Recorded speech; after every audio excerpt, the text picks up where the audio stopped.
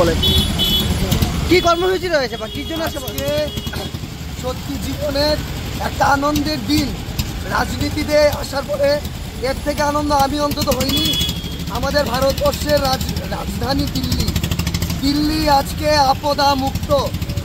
বিগত পার্টির নাম ছিল এএপি, তাই এএপির সাথে একটা ঢালাগান আপদা মুক্ত রাজধানী আজকে গঠন হয়েছে। এই জয় শুধু দিল্লিবাসীর জয় নয়, এই ভারতীয় জনতা পার্টির এই জয় ভারতবর্ষের প্রতিটি জনগণের জয়।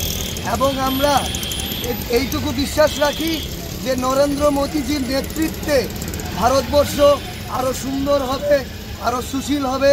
আর দিল্লিতে এখনো পর্যন্ত যে সুযোগ সুবিধাগুলি সাধারণ মানুষের ঘরে পৌঁছতে পারেনি, সেগুলি ভারতীয় জনতা পার্টির দ্বারা, মোদীজির দ্বারা সবার ঘরে পৌঁছবে, এটাই আশা রাখছি।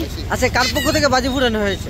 এটা আমরা 8 নম্বর বটতলী মণ্ডলের পক্ষ থেকে আমরা সবাই এখানে আছি। বড় কাকারা আছে, দাদারা আছে, পার্টির দেবতুল্য কার্যকর্তারা আছে, সবাই মিলে একটা আনন্দের বাজি ফোটানো হয়েছে একটা। আপনার পরিচয়টা? আমার নাম তনুজ দাশগুপ্ত, আমি 8 নম্বর বটতলী যুব মোর্চার মুখপাত্র।